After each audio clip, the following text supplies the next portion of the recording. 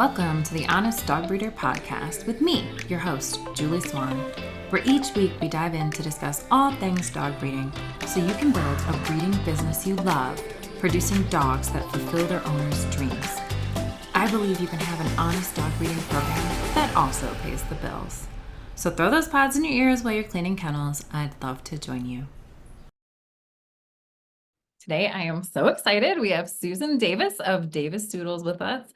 Susan, you breed Australian Labradoodles, and you've been doing this for a while. Tell us, how long have you been doing this and how did you started? I got my first breeding dog 19 years ago and had my first litter a little over 17 years ago. Wow. So, and always Australian Labradoodle, yes? Nope, just Labradoodles in the beginning. I lucked into, my neighbor got the most beautiful chocolate lab in a litter, and I always had two dogs, and I had lost my senior golden retriever before that, and so I was thinking about a puppy anyway. And then when I met her lab, I asked if they had any left, and she said no, sorry. And 2 days later she called me back, and the breeder she got her lab from had held back a breeder pick, and his daughter was going to raise the lab, but she had a new baby, human baby. And so this breeder pick puppy was available, and I jumped on it and just thought it was interesting that it happened to be a breeder pick puppy. And I was asking questions about what that means. And he said, you know what, if you want to have a litter with her, that's fine with me. I can make that registration happen. And around that time, my daughter was diagnosed with asthma, and Tiger Woods appeared on the cover of Life magazine with his Doodles, and I was intrigued. And my husband has allergies and was very allergic to the golden retrievers and the lab. And he grew up with standard poodles, and we just thought, hey, this might be fun. Let's do this. We have 5 human kids who were all under 14 at that time, and I really just thought it would be fun. That's always like the dangerous thing, right? It'll be fun. Good. I think you have to have kind of like a ignorant optimism a little bit sometimes. And I did. I could not have been more ignorant. Right. I mean, I have a business degree, but I did not know anything about dog breeding. So I have no degrees for dog breeding. Yeah. So there is one. So you had your lab, and so now did you end up getting a poodle, or where did you go next? No, I started when she was about a year old. I started calling poodle breeders, standard poodle breeders, and they're not so into doodles, so it was not well received. So I just kept calling around, and I found a really nice person who bred champion standard poodles in a state near mine. And she said she would hire stud service for this. And so when she was in season, I called her, we met her, and she bred them, and she was pregnant. And we had 6 puppies in our first litter a couple months later. And it was a lot of fun. It was a lot of fun. It was also a lot of mess, more than I'd anticipated. Yeah, right. I think that's always the thing, right? Yeah. We had just moved into our brand new house, and we had no furniture in our dining room, and we thought that was a great place to do it because it didn't have furniture in it. And that's where we had our first litter. And you and Ned are still married today, so this is good. Yes. Yes. We have been married for some time, and we've known each other since we were 19. So wow. 30, a lot of years. That's good. Oh, it's so good. Well, that's perfect. Okay. So you had the first litter. So all in all, at the end of that first litter, you were like, this was great. Let's do it again. Or no, she got my dog Karma was her name. Karma. Yep. And it's very serendipitous. But she got mastitis when she was whelping, and So we went to the vet and they gave her a shot of antibiotics and all the things. And she ended up getting really sick over the weekend and had to have emergency surgery. She was almost at the end of weaning anyway, but we accelerated that. And I went looking for support online, and I found a very experienced, or more experienced than me, breeder here nearby who had just gone through mastitis with one of her litters. And she reached out to me, and I was able to connect with her. And she pointed out all the things I was doing wrong. and she challenged me to step up and learn more. And I think I was just very lucky to have found someone so willing to give their time to somebody like me. And a couple years in, she said, "Are you sure you really want to keep doing this?" And I said, I think now I'm addicted. Yes. Yeah. And what did she mean when she was asking you that? My second litter, we had a puppy that was not thriving. Litter was born on Christmas Day, and the puppy couldn't latch. I'm calling her. She said, "Well, if it weren't Christmas Day, I could come over and teach you how to tube feed, but it's Christmas Day." And anyway, I did the best I could, syringing, doing things, and we lost the puppy. And after that, when that litter went home, 2 months later is when she asked me, because it was really hard, with 5 kids who were really invested. It was my first loss. Over the years, I have fortunately had, apparently, according to all my vets, a very unusual, like low number of losses over the years, but that was our first one. Her name was Pee Wee. Yeah. And my kids still, even though all these years have gone by, they still remember that. But anyway, that's why she asked, this job isn't for sissies. And have to say that I agree, but I learned a lot. My next litter, I had the only C-section I've ever had. And she probably asked me again after that, because I went home tube feeding that litter for 10 days. My reproductive vet said, "Do not get attached to any of these puppies. Any one of them could be lost at any moment. Just know that." And sent me home with 6 puppies. Taught me to tube feed, which I did for 10 days till her milk came in. I had a lot of the between the mastitis and the surgery, the emotional loss of the puppy, and then in the third litter, having the C-section and learning to tube feed, it was quick on the job training, and it was expensive, and it was a lot of heartbreak, but a lot of joy in the families that adopted the babies. And I just became increasingly fascinated by everything about raising puppies, breeding better. How can we improve on this or that or whatever? Every litter I found an opportunity. I learned something new and made a point to do something different the next time. Yeah. And I've continued to do that. And we've had, I think 80 litters and placed 600 puppies. Wow. Yeah, that makes so much sense. And I agree with you. I think so many breeders that are new getting started want everything to be perfect that first litter. And you're going to come into things you couldn't have anticipated, and you're going to have to deal with them. Like, you couldn't have planned for mastitis. Like, we all know it's a possibility, but how it manifests, what to do with it, for that one to be so severe, there's all these crazy things. And that's where I'm always thinking like, after you have 4 litters, like, okay, now we can kind of like slow down.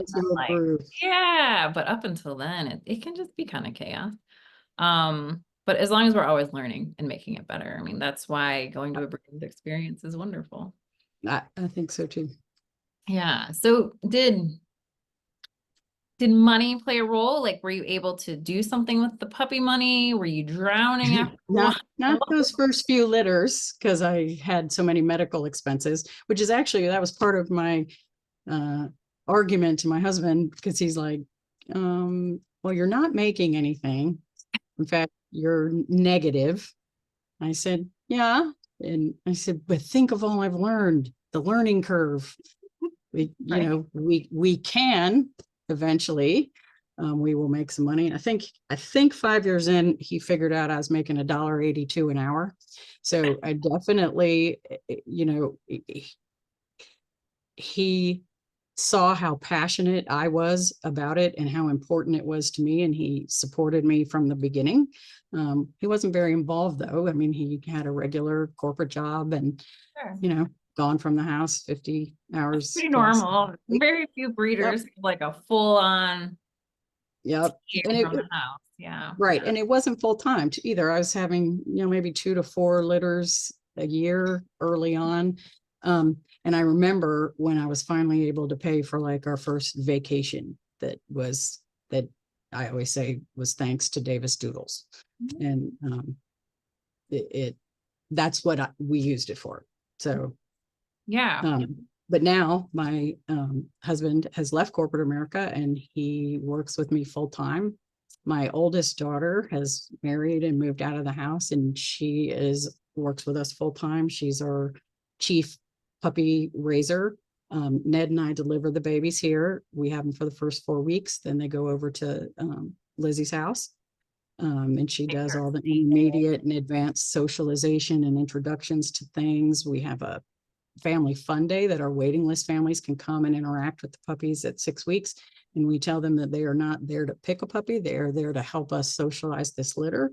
So if like they're going to get too attached to a particular one because we match based on temperament, not your favorite color or whatever, then if they feel like they need to skip it, that's up to them. And sometimes that happens, but rarely. I know I, it's cute at that I've had, age. yeah, people Yeah. like to come and see them, and they feel like they're helping, they're part of the process. We want our families to feel part of the process, but we also won't just like our waiting list families we will not even introduce them to a puppy that is not an appropriate temperament for them, that And thrive in their environment. so um, tell us a little bit about how you do that, because that's a really good point, and I definitely agree with you, but enacting it is sometimes a little confusing. So, all right, so you got like 6 puppies, and this family, only 3 of them are gonna work for them. So what do you do?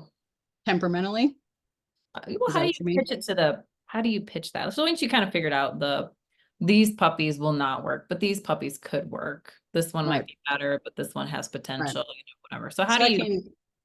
I can give you an example from like pretty early on. I was working with a family that had 4 boys under 10. That was their family dynamic. And a lot of people, say puppies don't do well, with young kids and whatever. I think it's more about setting expectations. And, I had 5 kids, so ours were way, socialized to kids and stuff. And I feel like every family, there's probably an appropriate puppy for every family, but it might not check every box you have for gender or color or whatever. And in Australian Labradoodles, we're breed and development. So we do get, we can get a big size difference across a litter and that kind of thing. So 4 little boys. And fortunately, the litter, there were 9 puppies and they were all chocolate. So color was a non-issue with them, but temperament was really important. The parents were emergency doctors, and a little chaotic schedules with sports and all the things. So we basically, I have done temperament testing with a certified professional trainer more recently, but I always did temperament testing, but I would have like a friend come over to run them through the things and see how they react to someone they've never seen.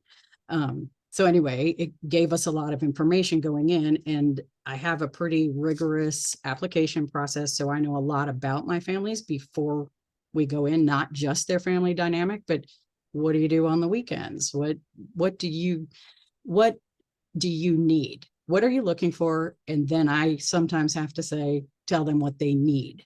So a family with 4 little boys, if they're on the go all the time, they need a puppy that's going to be pretty active, but able to chill out and manage it when they're gone for sporting things and whatever. I mean, it has to be a confident, more active puppy compared to, say, a family of 2 retirees.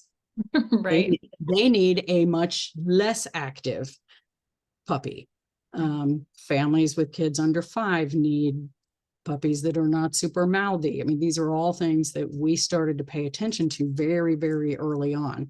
And it was very easy for us to tell because I had all these, all the kids. I also did, I had an assistant who, she just came to me looking for a Labradoodle, but she's allergic to the entire planet. Dogs, cats, outside, inside, she's allergic to everything. And she said, hey, so I can't afford a Labradoodle. Do you have any work I can do? And I laughed. Do I have any work you can do? Absolutely. And she started out by fostering dogs for us. And for years, she was our allergy barometer. And I was still doing early gens in the beginning, which have more allergy. They produce more allergens than once you get into the multi-gen with Australian Labradoodles. So we'd put her on the floor with the puppies and say, let them lick you, let them, whatever. Let's see if you hive up. If you hive up, then we know they're still producing, more allergens than we like to see. Anyway, she just moved away. She worked for us for 14 years and 6 of our dogs went with her, and she has no reactions to them. And we miss her, but oh, that's so cool though. but we were lucky to have her. We were really lucky to have her. Oh, that's so awesome. That's so awesome. Well, that's perfect. So yeah, I agree. So when you worked with that family and you were trying to, say, hey, look, these ones are going to be right for you, did you just not tell them? Did you say, hey, I've removed these because they're not going to do well in your life? Well, that family, our biohazard protocols now are a lot more strict now than they were. But these people found me because their kids went to my kids' school. So someone knew that we were doing this, and that's how they found their way to us. And so I let them come pretty early in the process to visit and watch mom nurse and whatever. And, even with brief visits, people do, even though all 9 looked exactly the same, they they would gravitate to their collar color or whatever. But in the end, they asked me, what do you think? And I didn't want to introduce them to 9. That's too much, too many. And I had learned enough about temperament then that at that 7 weeks, when I got the temperament testing results back from whichever of my friends did that, I could tell which ones had the chops to handle a family of 4 boys under 10. I think I let them meet 3 of them, and they were thrilled. His name is Bodie, and he is still with them. He's getting up there in years, though. I think he must be 14 maybe now. But they were thrilled with the 3 choices they had, and they made it really easy. Now, over the years since then, things have changed. The market changes.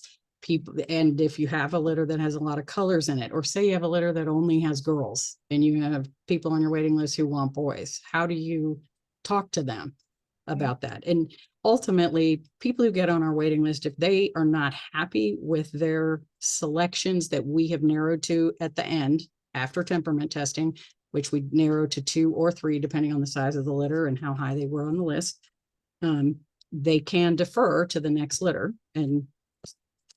But I have to say, it's rare.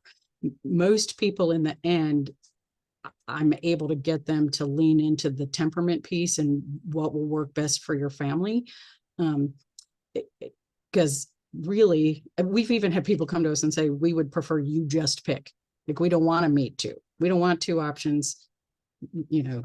That's usually like referrals. They heard from me from so-and-so and know that we are super temperament focused. And it happens more with beginners. And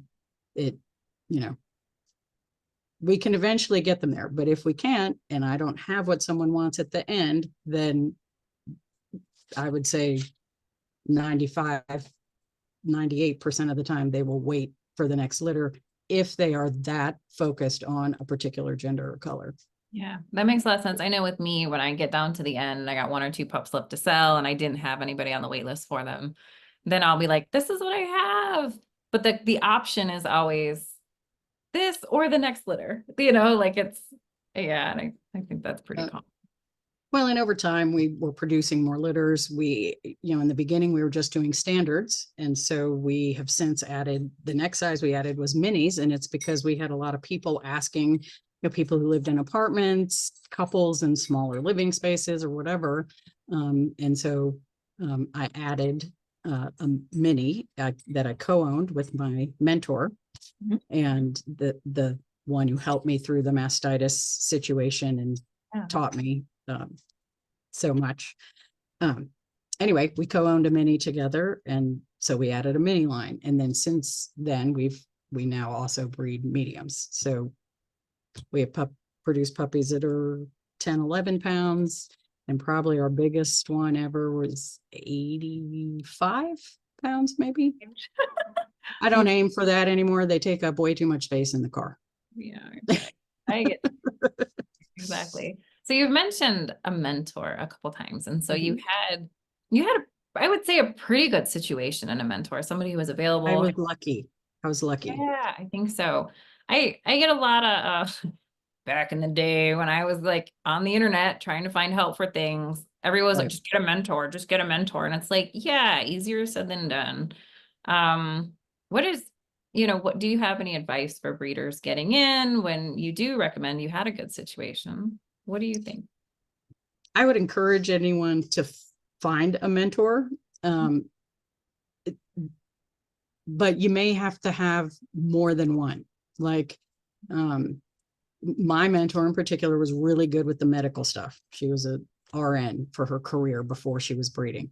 And so she was really great with the medical stuff, and she could walk me through anything on the phone, how to give fluids, how to do all kinds of things. She taught me how to give shots. She taught my daughter how to AI. She's just, it's one of her gifts.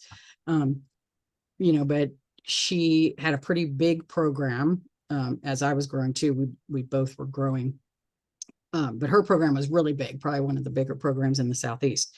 And, she didn't know as much, say, about social media. So for instance, I had a Facebook page before she did. And, I had teenagers who were kind of telling me what I needed to do. But anyway, you may just need people with different strengths to kind of help you figure out which pieces. There's this really cool website that has a whole lot of information on it. It's called The Honest Dog Breeder. And there's a whole bunch of really great information there, but I still think that there is value in learning from a person, and having a kind of a team of resources. You don't always have to agree all the time, but having the right people who can coach you through things. Like I had this business background, and I'd had dogs since I grew up with dogs, and then had dogs, my first dog, since I was 19, but I did not know what I did not know when I started. And so I was on forums online looking for information, asking questions. I lucked into a position. It was a volunteer position for a nonprofit Doodle rescue organization that was founded by a wonderful behaviorist. It was the first Doodle rescue organization in the US. I think it was founded in 1995, maybe. And I was part of their Cupid program. So I was looking at paperwork coming in from families who wanted to adopt a dog. Typically, they're all because somebody in their family has allergies. And then I would see all the information that came in to the rescue organization about this dog or that dog, and I was helping match them up like all across the country. And because of that, I got invited to a really cool conference at Wolf Park in Indiana, which was fantastic. And that is where I learned everything. That was where my foundation for the temperament thing like took off. I was fascinated. I paid extra for the class where I learned about the wolves body language, and I went into their pen and interacted with these wild wolves.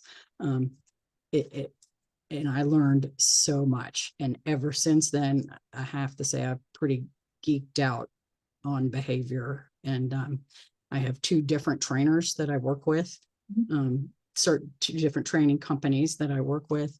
And I've really learned a lot in the last decade. Even I learn something every time I meet with them. So every time I have a litter evaluation. And now both of those companies evaluate every litter that we have. And there is value to that. As great a job as my friends did, I've learned a lot. I've taken classes online from different sources on how to evaluate a litter and stuff. And it has made a really big difference. There's a lot of information out there though. And it's hard to know what's the right information, because there's just as much bad information in training and breeding and whatever out there. So it's important that you find a group that you trust, that you get along with well, you have a good rapport with. Even when Carol was telling me something I did wrong, she circled back around and told me how to solve it. And I just did. I did what she told me for those first 5 years for sure. And I'm glad I did. And then I shifted my focus to, after my years in rescue, to really just do as much as I could and understand as much as I could temperamentally. Yeah. About the babies. Do you find your inclinations now are pretty much in alignment with what you get in your results? Yes. In fact, occasionally, and apparently there's studies and stuff being done on this now. There's a stage of development that hits somewhere between 2 and 3.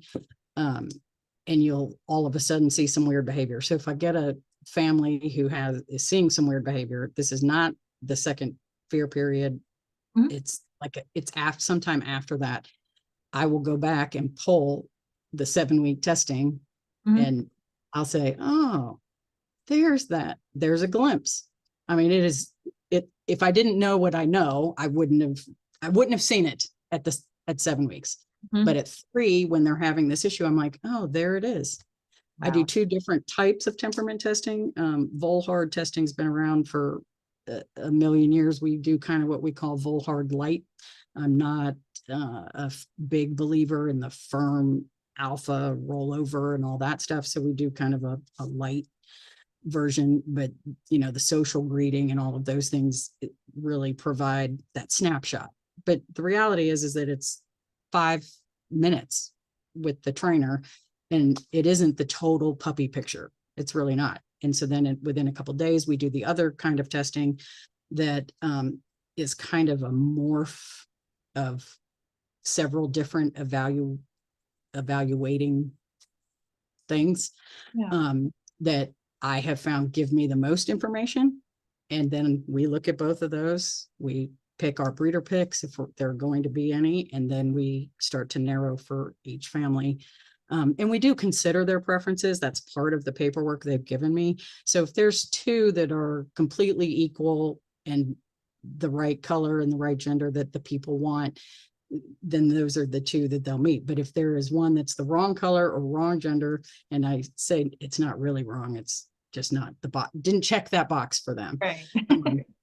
I will say, now there's one that's actually significantly a better fit for you. Do you want to meet that dog, or do you want to meet the one that checks more of your boxes? And we do this over Zoom. And I kind of let them decide. A lot of Australian Labradoodle breeders do allocations. They assign puppies to families. I realize that there, can be value to that. But we want our families invested in the decision with us. Because I can't presume to know enough about individual family or their children or whatever to make that decision. I want them, we're very candid with the pros and the things they're going to have to work on.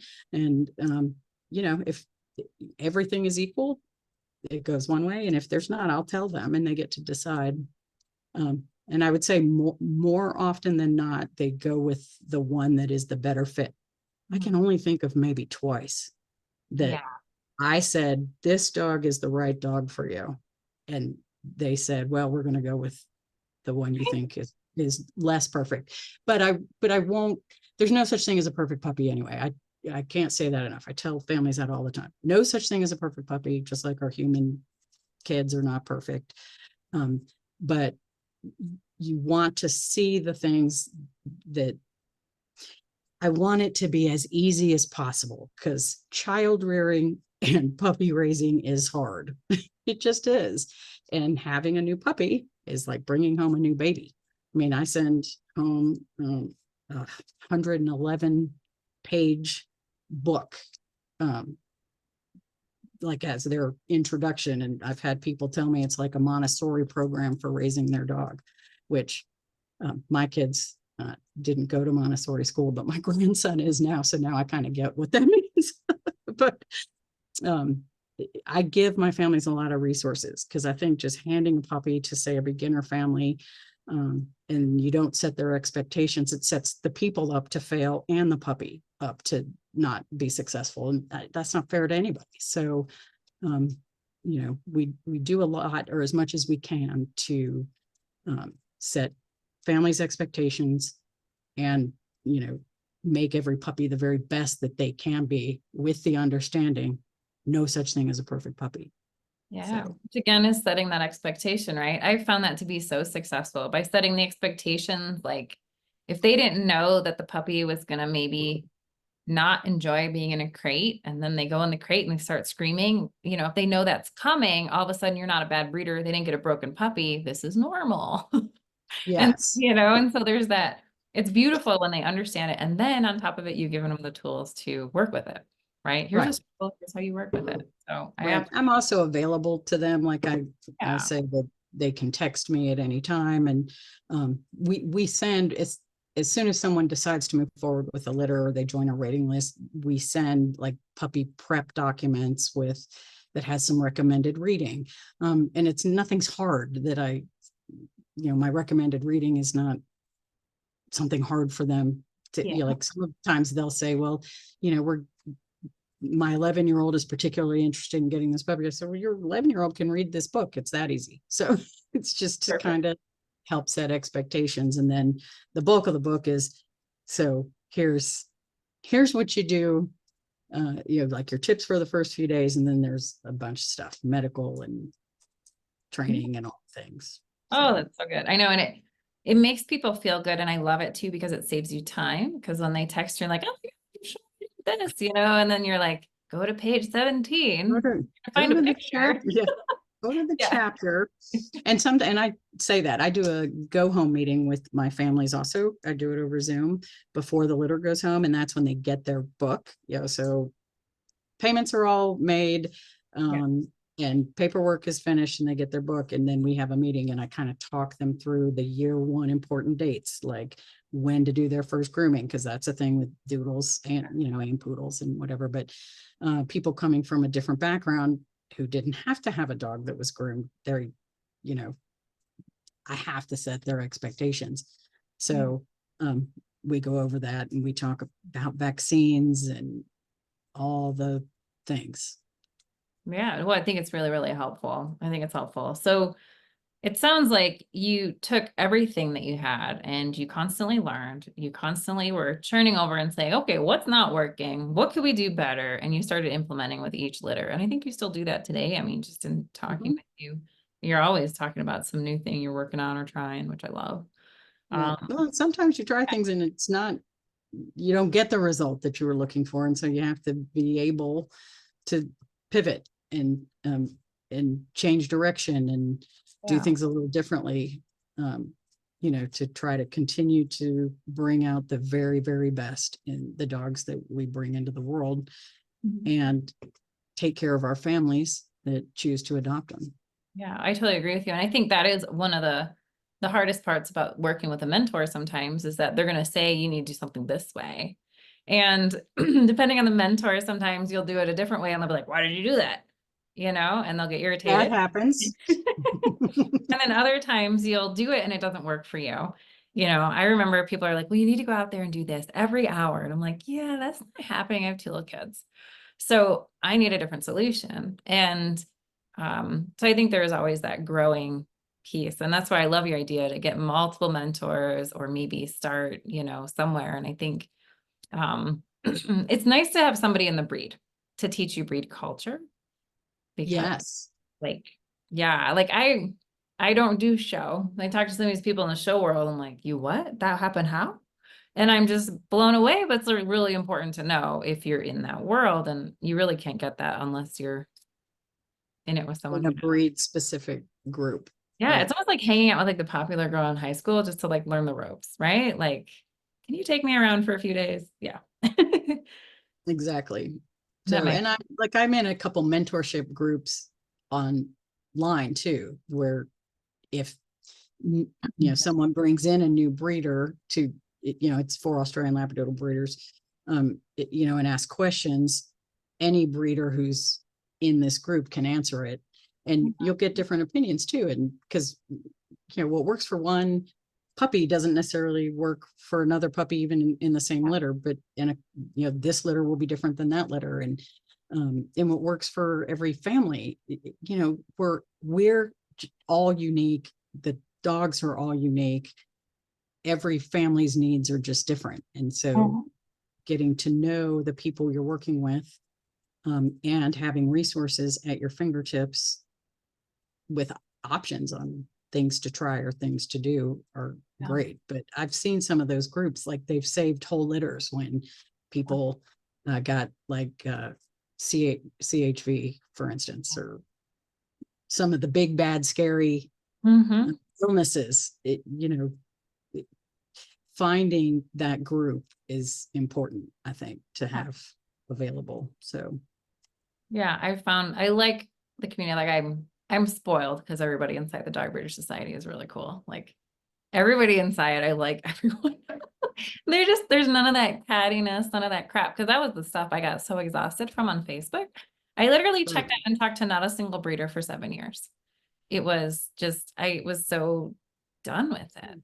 They were just awful. I mean, I had one breeder tell me to drown puppies if they came out deformed. That was my guidance. And I had another guy who was trying to leverage me and wasn't really giving me the whole story. And, so I just had a really bad taste in my mouth for it. So it is nice in the beginning. And that's to me, that's a really rough beginning. So you say you're spoiled now. I feel like I was a little spoiled in the beginning.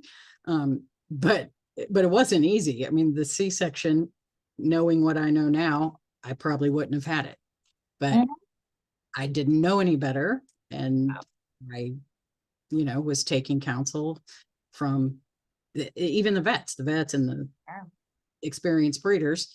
But now I know I could have, not done that. But then since then has been a time where I wish I had gone ahead and done it. So, we do the best we can and know that there's going to be bobbles and it's not always going to go easy. And sometimes you're going to have a puppy that struggles and you're not going to sleep because you're going to be tube feeding, or whatever for however long. And, but it's still, when you save a puppy and then they go on and find the right family, there's just nothing like that. No, you can't beat those moments. They just are so impactful. Or when somebody calls you, I had a buyer call me the other day and he said, I don't know what my life would be like if I didn't have your dog. He's like, I just don't, like, she brings such a richness to my life, and it's just like, you can't beat that. Like, you can never watch a Netflix movie and feel that good afterwards, it just doesn't. Can't even watch a Hallmark movie and feel that good. Yeah, those I'm always like, did they pay attention to anything in relationship? Yeah. We've had some cool collaborations too. Like we donated a dog to our local fire department, and she goes into schools and teaches kids about fire safety. She does some tricks, stop, drop, and roll, and puts her paw on the door to show them to check for heat. But she also acts as an emotional support animal for firefighters who've experienced trauma on the job. That's kind of a unique dual role. Normally those would be 2 completely different dogs, but this dog had what it took to do that. And I will get texts from families who bought dogs 6, 8, 10 years ago and say, I think we met one of your dogs in my child's first grade class or whatever. And I'm like, oh, you met Hallie, the fire dog. Yeah. That's great. I mean, and we've just had some very unique opportunities over the years, and it's just added a richness to what we do. And, nothing compares to it. We just have been very fortunate. Yeah. Well, I think one of the things that you've always stressed to me was so high on your list was retaining that temperament, because, color, all that other stuff can be adapted and changed, but that temperament is everything. And I think at the core of all the personal referrals you've had over the years, because I've noticed your dogs tend to go like down in industry, like, don't you have like a bunch of like doctors, chiropractors kind of like with your dogs? Yeah, some of my doctors Yeah. have had my dogs or been guardians for some of our breeding dogs. Yeah. Yes. So having true. that kind of window, and then having those dogs meet other people and live up to everything that people want in a dog, you really, it's such a beautiful thing to get a referral from saying, I know one of your dogs and I love them and I want one for myself. Yeah. Those are my favorite emails, besides the ones like your buyer that just called you and said, I don't know what my life would be like without your dog. And that's, you get through the hard stuff because you live for those special, that feedback. I mean, it's what makes us, especially since our business is all family. Like one of my daughters does social media. One is the litter raiser at her house. My husband works with me full time. My sister does all the administrative stuff. So to be a small family run organization, there's something really special and unique about that too. But there is a fine line between mom and boss. I've had to learn with my oldest one, who is an adult. But occasionally I do still play the mom card when needed. I get it. Yeah, no, it's like that sometimes. Beautiful explanation that you've given me a couple times over, the time we've known each other, and I love it. And so for you that are listening on the podcast and can't see anything, Susan starts by putting her hands together, her index fingers together and her thumbs together to make a triangle, and she starts to explain this. So can you explain how you talk about the difference in personality, temperament, and then what the family hopes the dog will be, whether that's a therapy dog, service dog, or just a companion? Right. Yes. So if you're imagining the triangle, in one bottom corner is temperament. And I explain to families that temperament is what they're born with. It's what's in their DNA. It can go back generations or whatever. In the other corner, the opposite bottom corner, is personality, which is what develops over time and from social learning and, your household and all that kind of thing. And then at the top of the triangle, we consider energy level, which kind of slides down the sides of the triangle to, and it influences temperament and personality. So if you have dogs with very similar personalities or very similar temperaments, and one's high energy and one's low energy, that dog will behave completely differently. It'll train differently. It'll interact differently with new people or whatever. That's because energy level does play such a significant, it has a significant influence over those other things. But the biggest part is you take the middle of the triangle and you shade it all in, and that's training. Training your dog is extremely important. And it influences everything. As breeders, we have the dogs for this very brief period in time and in their life. And having a good positive reinforcement trainer on board, especially if a family's a beginner, for instance, I really, really encourage having, get a set of private lessons in the beginning. Training occurs over the life of the dog. And an old dog can, in fact, learn new tricks. Even, dogs that are 12 can become trained.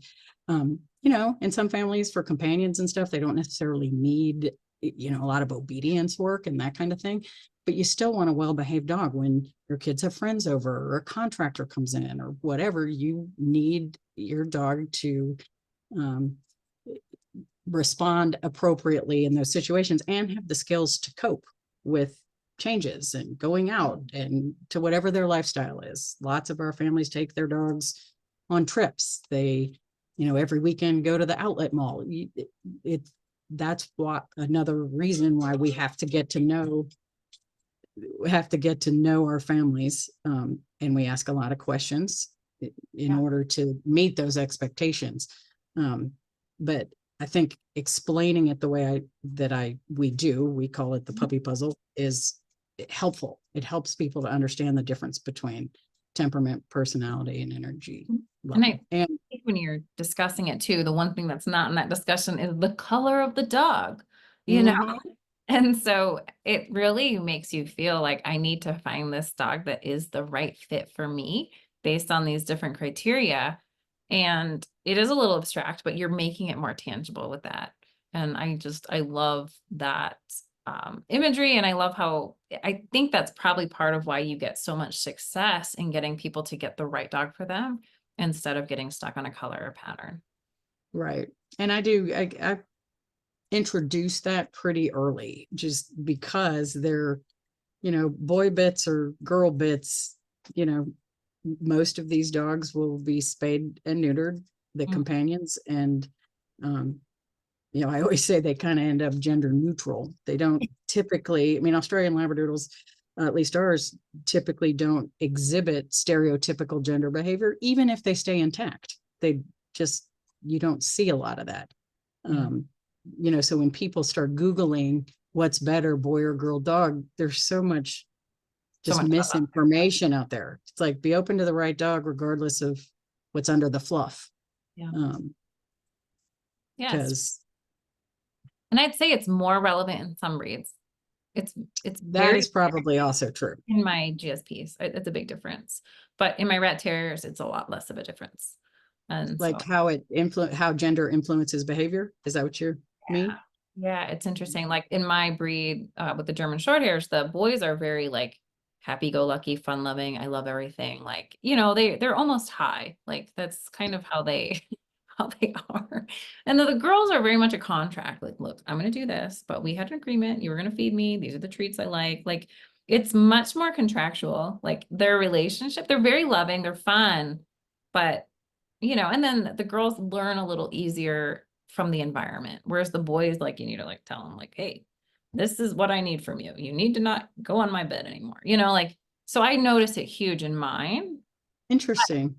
Not with the rat terriers, right? Like they're like, oh, whatever. Like, they're all lovey. And so it is interesting, but I noticed that with some breeds, and I think the Australian Labradoodle for sure is one of them. It does feel like they're sort of asexual. Like they just don't have a gender neutral. There you go. They're very much in the middle. And I think explaining that's really handy. And I have had people jump to the right dog for them that was the wrong gender. I've done that a lot. That when the temperament was right, and I love your explanation. I think that's one thing that breeders are always looking for more tools in, is how do I get the right dog in the right home when it's not, as you say, I love that, checking the right boxes. I love that when you say, oh, it doesn't check as many of your boxes. That's exactly how we explain it to them. So, and we encourage them, just move color and gender just down a little. Like, and sometimes when we do have people, because also we try to respect, obviously, that sometimes people just want what they want. They've only had girl dogs. They will only consider a girl. And then I have a litter that has no girls, or that doesn't happen often, or the one girl is the breeder pick or something. And so I ask them right up front, will you consider a boy? This is even before we know what we have. Usually I'll say, will you consider a boy if it's the right temperament? And if not, that means that you might have to wait for a future litter. So what's more important to you, the timing or the parts? Presuming that it's the right temperament, just the wrong parts that you were looking for. So I like that. It makes it very tangible for them too, because people do kind of, I think, almost unnaturally get stuck on one thing or the other, thinking it means more than it does. I think that that's true. And I think it's because that's part of that is because there's a lot of misinformation on the internet too about, oh, like all boy dogs are territorial and whatever. Right. I'm And like, it's just not the case. Yeah. no, I like it. Or another thing that I get a lot on boys is that they're humpy. And I'm like, okay, you know, more spayed females hump than intact boys. Like I've seen it in my program, and every trainer I've ever worked with has said that too. And I just think that there's just some misinformation out there. And Absolutely. so, And with you, you're always trying to find a flow that will help you explain. And it is a little dependent on your ideal puppy buyer. When you understand what they're looking for, what kind of thing, are they getting a designer dog because that's important as an accessory? Do they have certain things? Do they really need the dog for their kid to be supportive? There's just so many pieces. And when we figure that out and cater to it, then we can figure out the best method for getting them what they need. So, right. And that makes the dog and the family more successful and satisfied with, their choice to work with us, their choice in the dog. Um, you know, ours occasionally will have a pretty rough, like adolescence. It's like 6 to 12. I tell people the first year is the hardest. 6 to 12 months is the absolute worst. And, my kids had developmental stages that were just not my favorite. I mean, that's just part of it. But once they turn a corner, that's when I start getting those really positive, whatever and they'll say, you were right. 6 to 12 months was the worst. I'll say, yeah, I've got a 9-month-old puppy I'm raising right now that is making my hair fall out. So there you go, right? But I know at the end of the day, she's going to be great. But I got to get her to that birthday. Right? Before without killing her. Yeah, I get that. And keep the training going. Like Right. you can't miss that opportunity and continue socialization. There's just so many pieces to doing it well. It's taken me whatever 18, 19 years to learn all that I have. So for a new breeder, there's a lot out there, Right. to find your people. There's many more resources, community.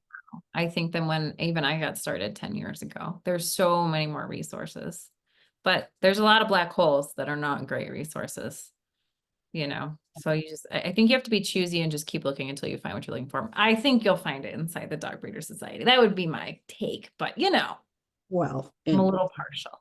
Yes. Well, and I am partial because I think that what you provide for people, like there's just so much even that I have learned since I joined. And, I've been able to be, somewhat supportive to some newer breeders in the group, but you have so much content. It's fantastic. Like I wish I had all that 18 years ago. Then maybe I wouldn't, have to be learning so much now the hard way.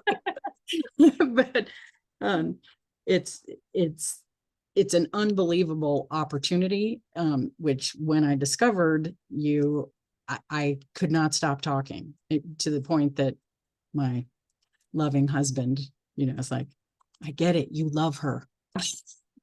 Don't worry. I'm not going to do anything. I've just learned so much. And that's been this year. So it's been so fun. It's been so fun to have you. And I do love that because you're so generous with your knowledge and you're so sharing. And it's just it's so nice. Because a lot of people are like, oh, am I going to go in there and one, you're not going to get yelled at. Nobody's going to judge you for making money or for breeding. But then you have resources like Susan with all her brilliance and experience to just come in and be like, yeah, that's normal. Here's what I did. And I love that. It's just, or here's what I did wrong.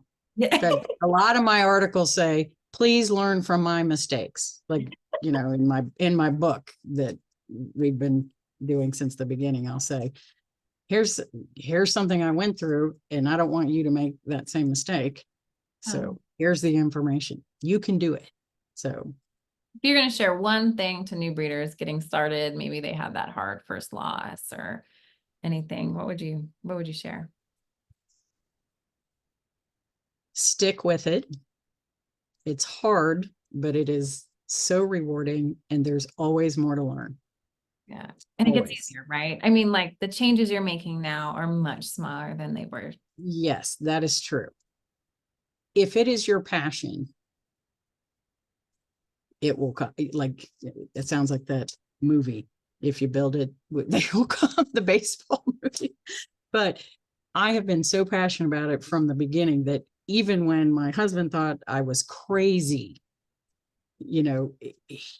but it was that important to me that he has supported me every step of the way. And that has made it easier. I know breeders who struggle in that area.